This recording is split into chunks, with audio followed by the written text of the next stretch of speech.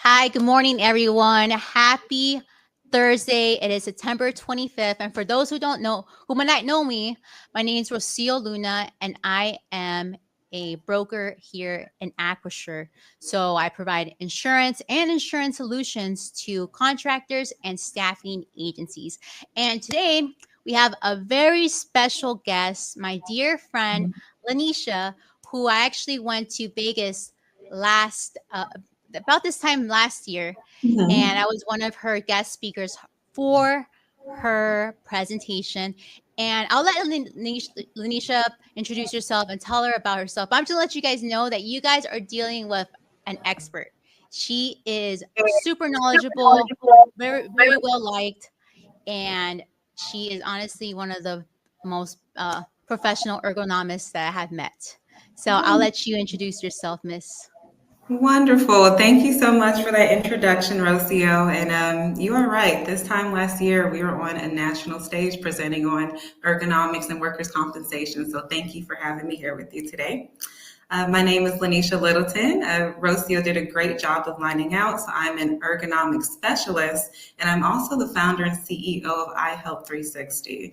And we support employers by providing ergonomics and injury prevention solutions, ultimately helping to protect employee health from hire to retire and reduce any of those musculoskeletal injuries they experience. So today I'll let Rocio kind of set the stage for what we'll be talking about today, and we'll get the conversation started. Yes. And today's topic, which is one of the most asked ones, it's about the aging workforce. So, as many of you guys know, in construction, we are having an issue where we're not getting a lot of um, the same amount of people applying for these jobs, and which is actually reducing our limitations to finding highly skilled labor workers. So what happens a lot is that a lot of construction companies have people that have been working for them for 20 plus years, and everybody ages. It's just part of nature.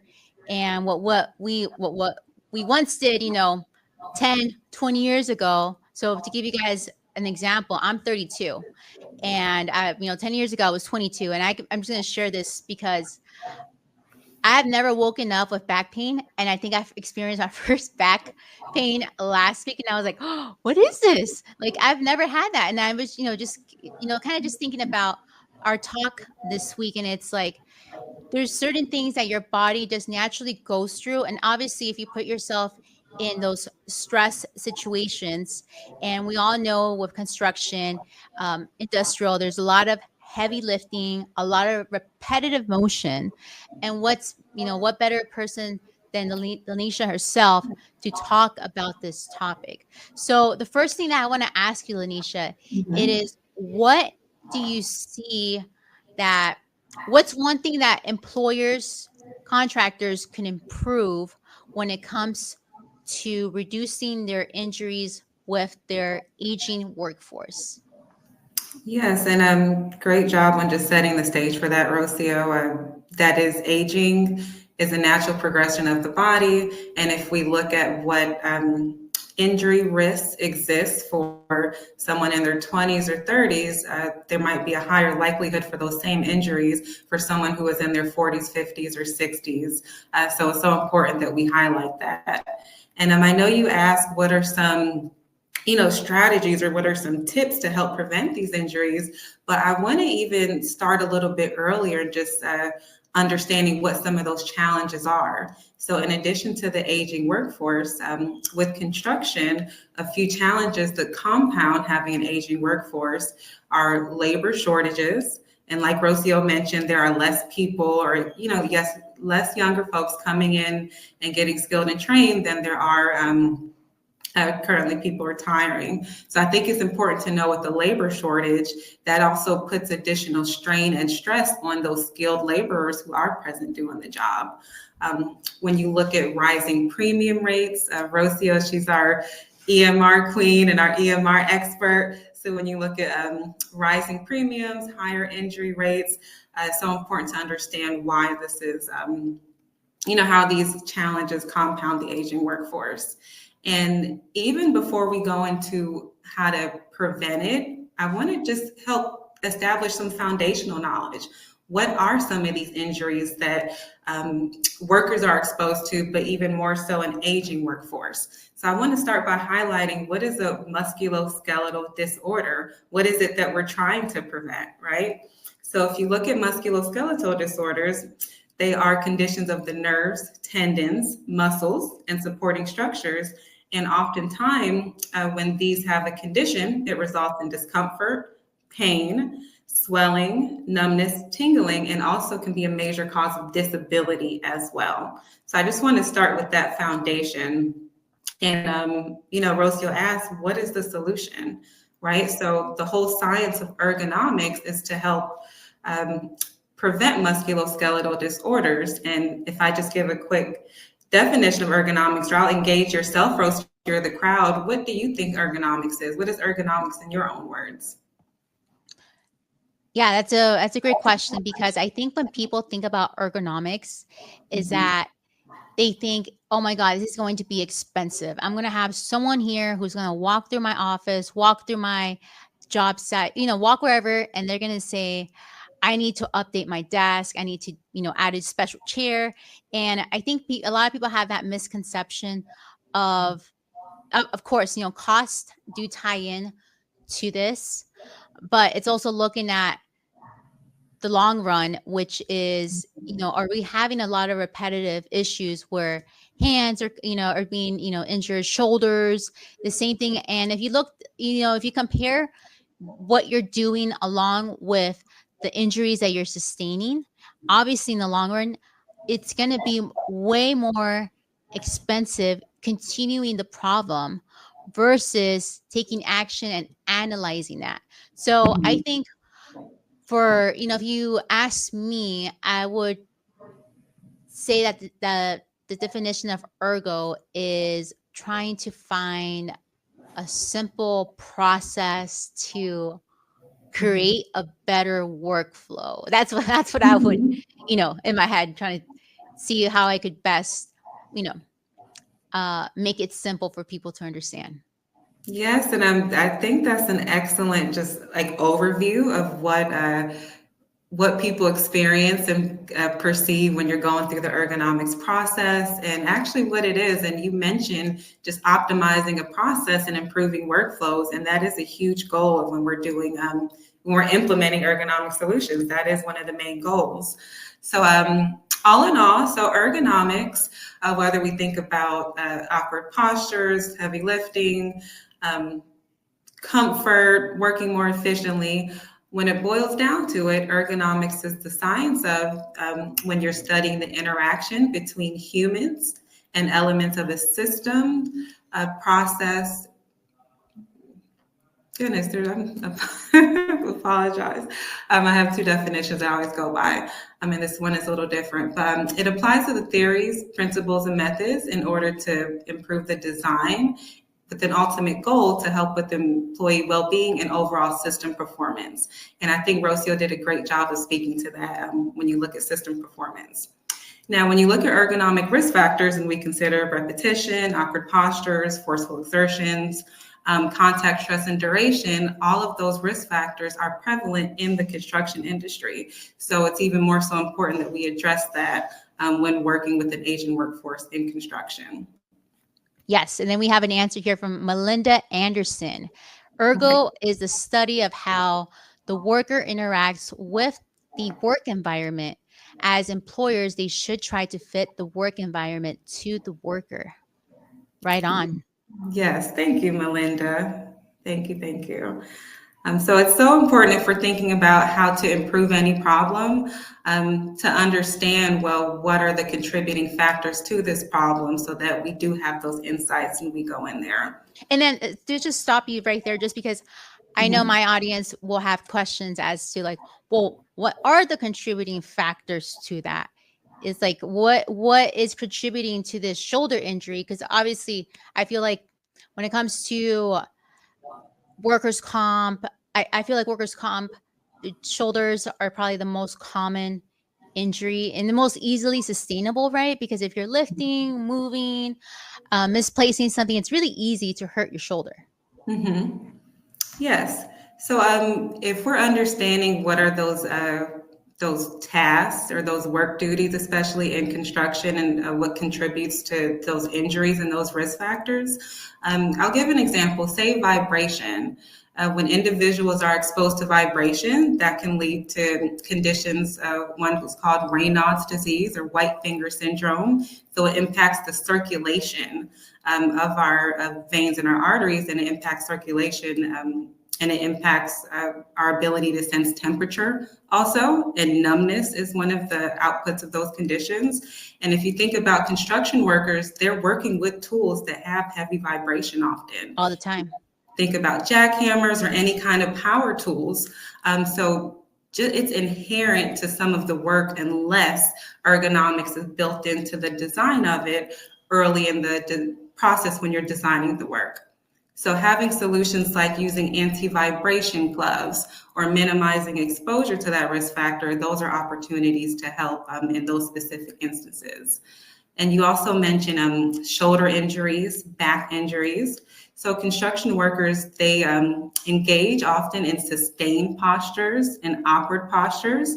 So if you think about somebody that's working overhead, right? So this is an awkward posture. So your muscles aren't getting the proper blood flow. You're not able to rest and recover in time. So all of that contributes to that injury. But those are jobs associated with construction work unless it's designed out the work early on and you're considering the human early enough in that process.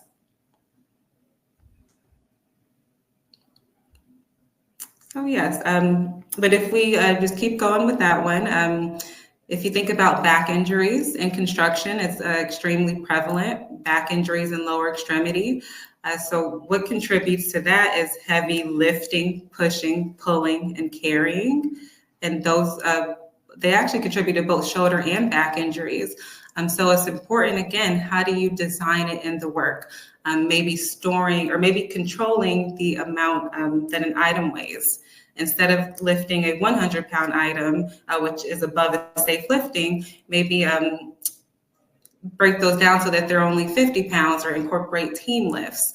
So it's so important we're considering the people doing the work as well. Okay, And we have a LinkedIn user.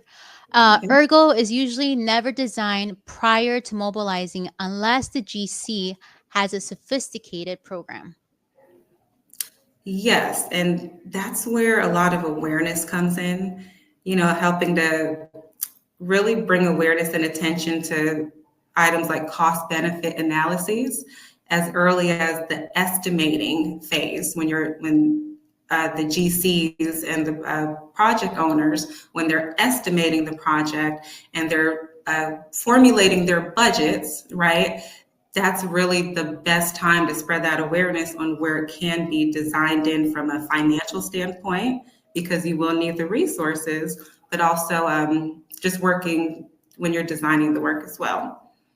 And because, like our LinkedIn user said, it's rarely considered that early, and unless you have a sophisticated program, oftentimes another great option to consider is on-site injury prevention kind of work. So if it's challenging to really, we want to optimize the ergonomics on a construction site, but we live in a world where we understand there will be consistent challenges, correct?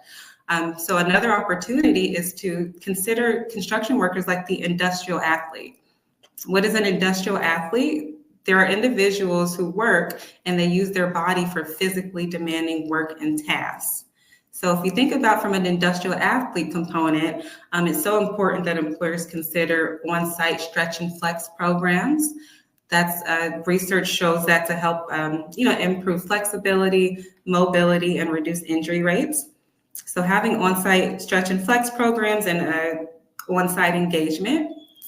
So that's a great one. Also considering health and wellness. So we're moving into an age of total worker health, right? Where we're understanding the person is beyond an illness, right? We're understanding that there's sleep health, mental health, nutrition, sleep hygiene. So we need to look at a person as a whole. And if a fact with construction has one of the highest suicide rates Mm-hmm. across any industry. And I think it's even more important that we, consider supporting an individual as a whole. So I just want to emphasize that. Yes, well, I mean, let me do 2 points. So I'm gonna go back to the question, which is, um, what our LinkedIn user mentioned. And if I were to look at my clients, I would say none of them calculate their ergo expenses. I mean, they Mhm. some of them may calculate their insurance expense, but and it comes down to, right, like when you're building something, it's a very it's very cost focused, and it's trying to get all these trades in for the cheapest amount, and then trying to get all of that Mhm. built out. And even with that, the architects and the engineers, they make mistakes themselves, and that's kind of like where the whole spew of why there's delays and all these other things. But to Mhm. your point, yes, employers should look at the bigger picture and see that, because oftentimes, and I'm sure a lot of us tend to be more reactive, right? Like, okay, it's like, oh shoot, I get brought in usually when the cat is out of the house, and there's Mhm. issues. So it's being uh, both proactive and having a plan in place once an Mhm. incident goes on. And then second, to your point about construction having the highest suicide rate, 100%. Um, it's a very heavy, very high pressure from the owner all the way down to the person that picks up the trash at the job site. It Mhm. is fast paced, wake up early. These men are on the road driving to their job site 2 hours at 3 in the morning to arrive to start work at 6 a.m. and then leave by 2, 3, and then be stuck on another freeway Mhm. traffic 2 to 3 hours, depending where they commute. And I really do like now that there is a focus on mental health, because that is something that it trickles down to how someone could be proactive in that. So Mhm. it's looking at the ergo factor, which is making sure that the employee is accommodated correctly so they could function well and not put themselves in dangerous situations where they could injure themselves. Mhm. No, that's an excellent point, Rocio. So, no, thank you for highlighting that even further because you're very much aware. But you're also aware that employers they see the benefits when they do start shifting right from being Yes. reactive to being more proactive, and they see that long term return on investment. When you're looking at getting those project, like you mentioned, project deadlines, that's so important with construction. So maintaining deadlines, keeping your highly skilled workers on the job. They want to be on the job. Workers would prefer to be at work. And I'm sure Hmm. we both know with any workers' comp case, it impacts the worker and their family as well because they're only receiving about 2/3 or 66% of their income. So it's a win-win situation when we're keeping everyone safe, but keeping them on the job. We're not having to experience lost time, lost work days, of replacing talent, which is, adds to, could add weeks or months for the recruitment and training process for that. So it's so important that we just support people on the front end and optimize our job sites on the front end so that we can all mutually participate on the return down the line. Yes. Yes, and ergonomics is not complicated at all. It's as easy as having someone who is specialized in ergonomics to help with that partnership and leadership. But first and foremost is stakeholder engagement, right? It's partnering with workforces, leadership, project management team, and it's all becoming mutually aligned. It's number two, conducting surveillance. What does surveillance look like? Like Rocio mentioned, looking at your workers' compensation numbers, uh, what what jobs are contributing to the highest number of injuries, looking at what risks are on the job. So it could even just be a risk assessment when you're doing those daily walkthroughs on a job site. Then now once we've assessed a risk, now we have actionable insights so that we know What are those when we're prioritizing? What are those when we have our solutions lined out, right? And we're thinking of the OSHA hierarchy of controls when we start ranking our solutions, right? So we want to look at engineering the risk out. So that might include machinery or pallet lifts, or we can look at other solutions like workplace practices, more like administrative controls. So something called job rotation, where you have individuals kind of float around different performing different tasks. So if you're doing one that's very shoulder intensive, you might do a next job that doesn't require much shoulder activity, but you'll be doing more walking or movement. So considering just different solutions, and then lastly would be PPE, right? So it's just a process. It's a methodical process.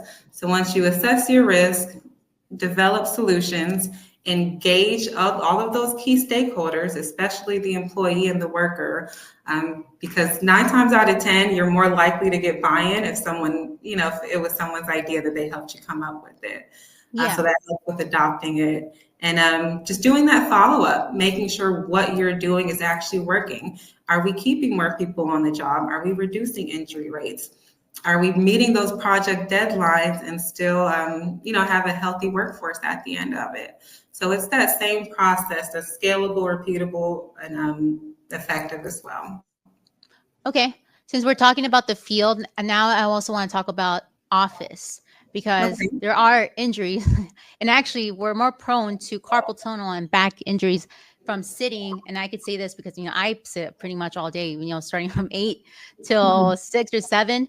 I'm in this position. And we also have to think about our clerical employees. So now I'm going to switch it back to you, LaNiesha. What's one way employers could prevent carpal tunnel issues for their in-house employees? Yes. No, that's great to bring that up, because oftentimes there's so much focus on office ergo that we work so hard to spread light in the other areas of high risk. But no, office is actually an extremely high risk environment. It's can be perceivably and lower I actually risk. wanted to touch back to your point, because when it comes to in office, right, like rotation, Yeah. maybe we could stand up and have different positions, but that one's a little hard because it's like, well, everybody here kind of has a section. That's building over there. You have engineering over here, and you have management over here. Yes. So no, that's an excellent point. And regarding that, first and foremost, it's to we need if we wanted the tips to help it, I want to build that foundation to understand why office work is it's perceivably not dangerous or risky work to perform. But like you mentioned, static postures, so sitting for long periods of the day, oftentimes working at an office puts us in awkward postures. And then also contact stress. So if we're highlighting carpal tunnel, what contributes to carpal tunnel? It's when we're planning our wrists, right, on the hard edges of the desk or in awkward positions typing. And that's what carpal tunnel is, compression of the median nerve at the wrist. And, you get numbness, tingling. It can lead to surgery for more advanced cases. So something we want to avoid, most certainly. How can we prevent it? Any injury in the office, first things first, incorporating movement throughout the day. We want to rotate between working and sitting postures to alternating into standing. Also, every 30 minutes to an hour or so, we want to make sure that we're changing our position, but then also doing micro adjustments through the day, just kind of like shifting your body.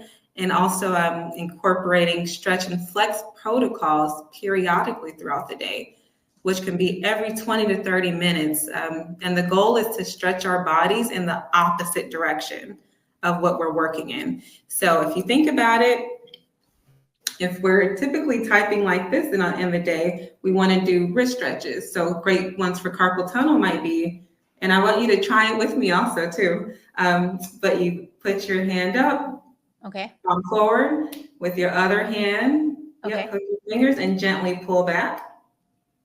Okay. Yep. So that helps to stretch your wrist flexor muscles down here. That's the ones that are helping you do this all day. And then you can switch and then gently pull down. And you should feel a stretch along your forearm here Yeah, I feel a stretch. as well. So doing some wrist stretches, wrist rolls are great, especially, and then also a prayer stretch where you go down. But Okay. those are some, because all the good ergonomics in the world will not help you if you're not incorporating movement. So that's why I want to just emphasize that. And also for carpal tunnel, making sure you have a wrist rest. Oftentimes people just have their keyboard and they're exposing their wrist to the hard edge of the desk. So it So could like be me, I have a flat surface one. correct. And that looks like for a mouse pad, which is a Hmm. good start to have some kind of padding, but they have ones where there's a wrist rest, I'm sorry, a mouse pad with a palm rest. So having that for when you're mousing, but then also a wrist rest that aligns with your keyboard as well. And there's keyboards with it built in as well. Nice. Yes. You know, I've seen those. I've actually Mhm. have one at home. Uh, Okay. change it. But Yeah. definitely, carpal tunnel is a huge one for office, and even tennis elbow is another one. I Hmm. usually see more tennis elbow with the drivers, right? If they're Hmm. logistics, you're kind of doing the same thing, sitting as well, sitting for hours. Hmm. No, I love that you're able to link that back to, the condition and what kind of job contributed, because Mhm. that's exactly, just the position the driver is assuming that contributes to the tennis elbow. So, very good point there. And yeah, that's why it's so important. You have to, just like how you're reviewing these workers' comp claims, these injuries, you're getting an idea of what are those high risk roles and positions that are contributing, not only to your 20-year-old workforce, but even more so for your aging workforce, because that's many of them are the ones performing the skilled work. Yes. And then I'm gonna skew it a little back to your business and your consulting services, LaNiesha. So another big thing, it's huge when there's a workers' comp case, it is the type of treatment that is given by the clinic to the Mhm. employee. And one of the things that even myself, I always harp is that people Mhm. usually get that cookie cutter, same treatment. And I get a lot of complaints that, hey, that's it's not helping my employee. Like Mhm. I am, my employee's getting frustrated. He just goes in, they say, oh yeah, come back, ice it. But they're not being seen by a specialist, or they don't have anyone to really analyze to say, hey, this is a second opinion. I think this should happen. Is that something you provide or guide the employers with? Mhm. Okay, so what you're saying is common across the industry, and we can all strive to improve like personalization of care, and also understanding how to provide the right level of care at the right time. And I Yes. think before a case even escalates into an OSHA recordable or workers' comp, employers can become more aware of the benefits of first aid care and triaging. And what that does is it helps provide the right level of care at the right time, especially in states like California under Cal OSHA, the first aid clause. So you're able to provide an assess like like an orthopedic assessment, heat for treatment, ice, non-rigid supports. Because if it's rigid, then just like you said, Rocio, depending on the level of the severity of what's recommended, it'll escalate to potentially an ultra recordable. Right. Um, and then if it's occupational or physical therapy immediately, that's an Mhm. automatic recordable or workers' comp. So it's so important to know from a proactive standpoint, on-site injury prevention, where you employ an industry or industrial industry prevention specialists, who are typically athletic trainers who they can come on site and do the first aid care. So that helps triage. But then if someone does need more care, and we talk about personalizing that care, then yes, it's important to go to confident and competent, good occupational health doctors that can give those, and of course, I'm sure all of them are, but that can give those referrals to the right specialist at the right time as well. And we see the benefits. with that, when it comes to returning to work, reducing the risk of re-injury for work when you bring in that expertise early, and just also help someone when they do come back, again, reducing the risk for re-injury, that they don't get hurt doing the same thing again. And that one's a hard one. Re-injury is a hard one, especially with age, right? Age, Mm-hmm. you're more prone to re-injuring an existing injury. And Certainly. I do see that, um,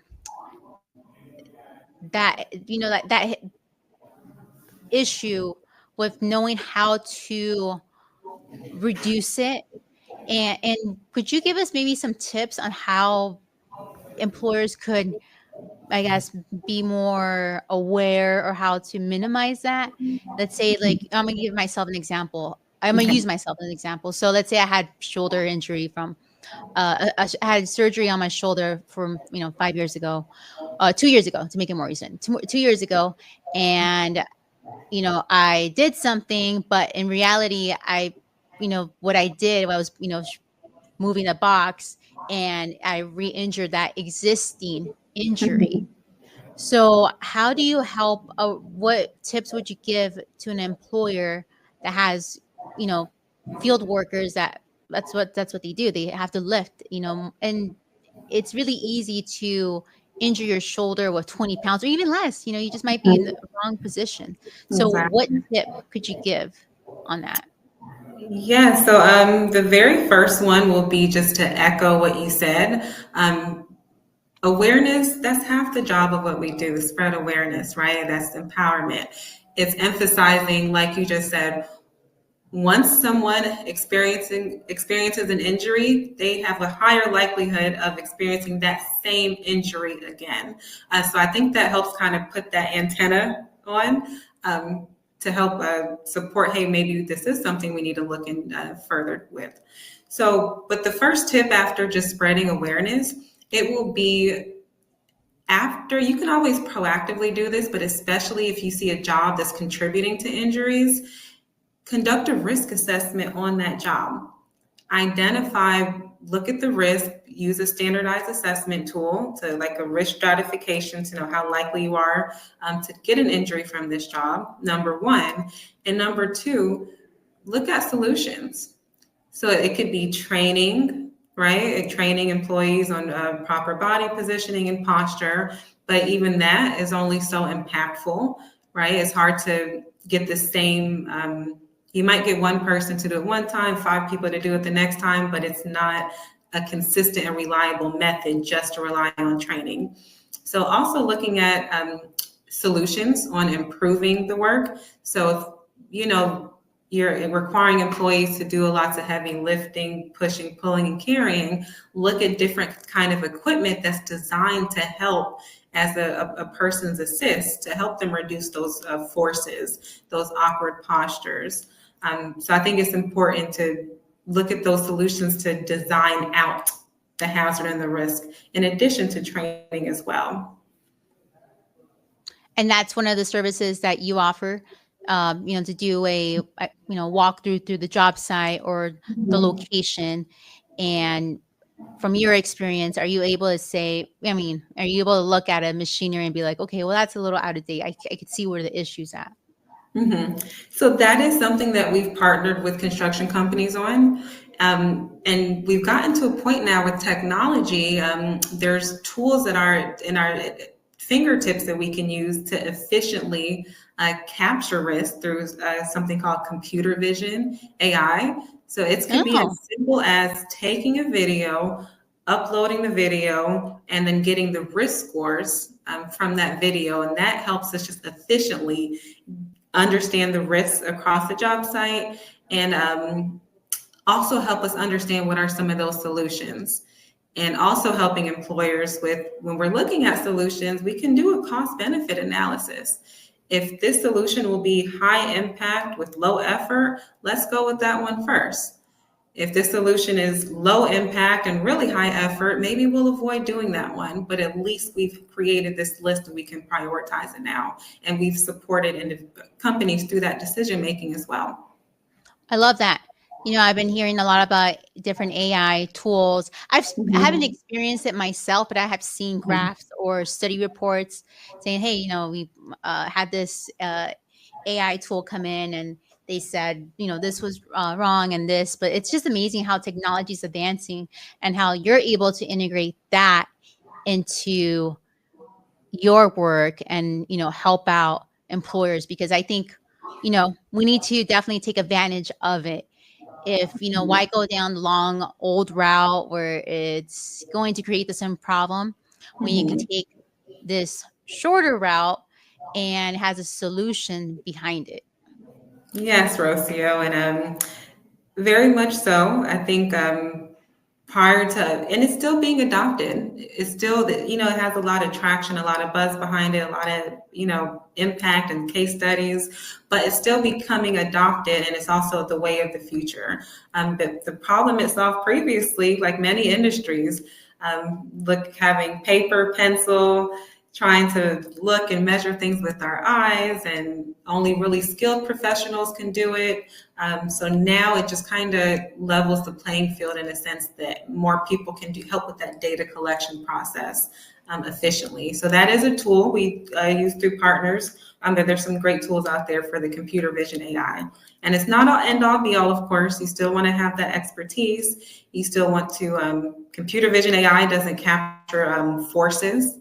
It's really for postural risks. So it's not an end all be all, but it's definitely a tool that's helped us do company wide or global assessments quickly and efficiently, and just to help just save money on the back end when you're conducting this risk assessments early.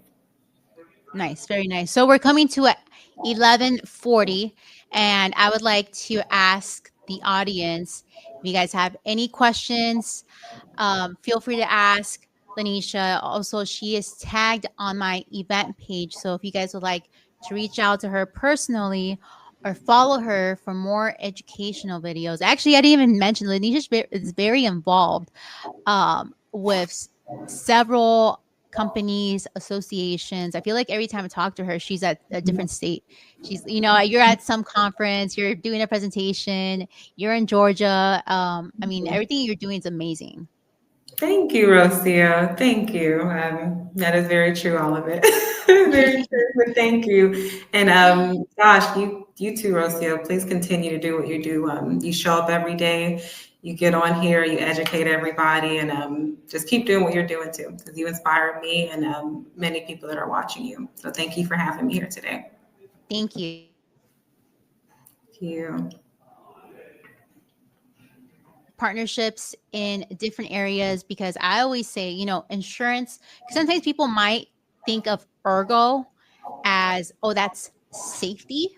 And it is a component of safety, but it's not safety. So when I think about safety, I think about like OSHA trainings. Like, what are we doing to prevent it?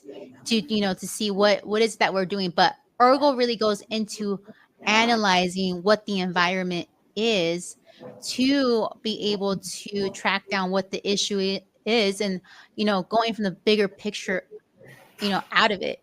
So just think about ergo as a way to simplify your employees' environment so they could have the best outcome, best production. And I always tie in with that production, right? Because I think a lot of people always ask, well, what's the ROI?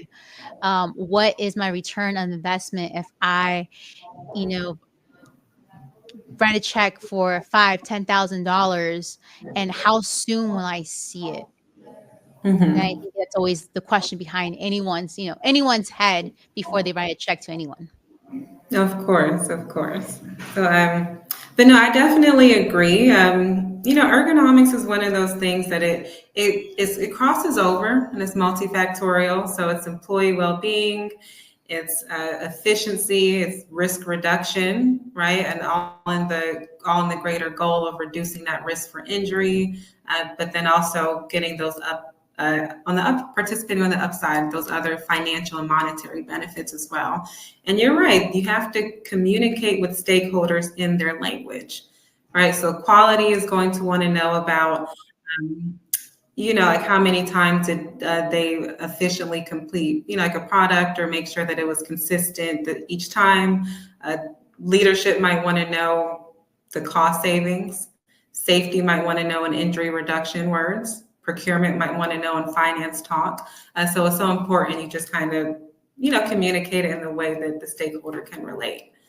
And it definitely crosses over with that safety, HR, risk management when it comes to where it's owned in a business mostly. Yes, 100%.